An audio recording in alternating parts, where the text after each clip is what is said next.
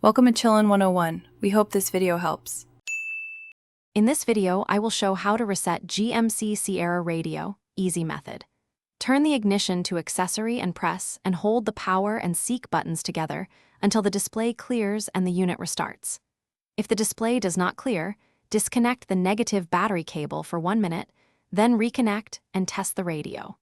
Keep your radio code and presets noted so you can restore settings quickly after a reset.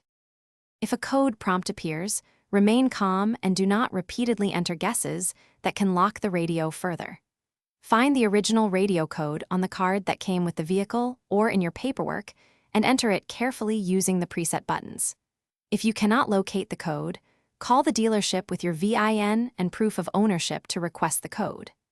This restores full radio functionality without unnecessary parts removal. If you are finding the video helpful, please subscribe and like to support the channel. It really helps. On another note, quick recommendation.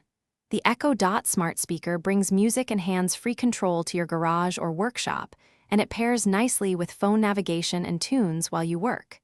Check the description for the link and other deals so you can grab one if interested.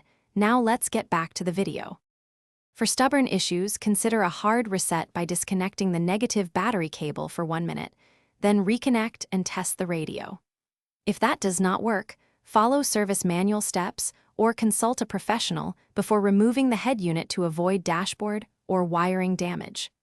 Firmware problems sometimes need dealer updates, so mention any error messages when you call. Always restore your radio code and presets after power cycles to avoid repeated lockouts. Thanks for watching. Consider subscribing if we helped you.